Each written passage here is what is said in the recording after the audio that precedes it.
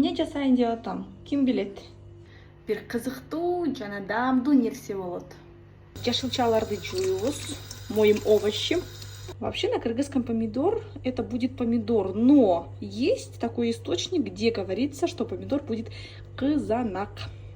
А баклажан на кыргызском языке так и будет баклажан. Майонез, кстати, будет майонез на кыргызском языке. А чеснок будет сарымсак. Баклажанды кесиш керек. Нужно нарезать баклажаны. Бизге мындай толок баклажан керек.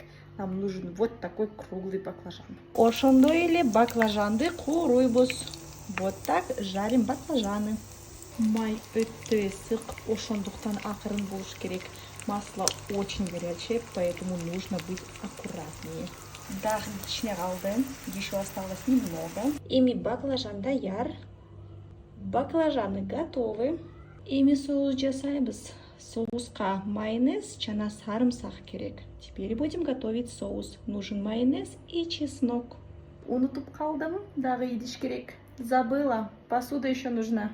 Помидорду дагы кесиш керек. Нужно еще порезать помидоры. Мынакей баклажан даяр. Вот, баклажаны готовы. Эмне жасайын деп атам, ким билет? Бир кызыктуу жана даамдуу нерсе болот. Жашылчаларды жуйбуз, моем овощи. Вообще на кыргызском помидор это будет помидор, но есть такой источник, где говорится, что помидор будет кызанак. А баклажан на кыргызском языке так и будет баклажан. Майонез, кстати, будет майонез на кыргызском языке. А чеснок будет сарымсак.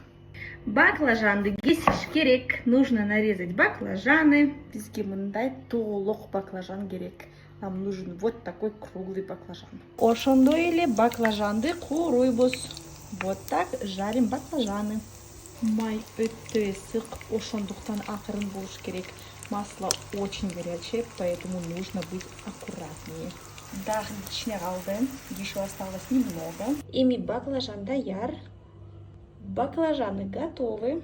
Эми соус жасайбыз. Соуска майонез жана сарымсак керек. Теперь будем готовить соус. Нужен майонез и чеснок.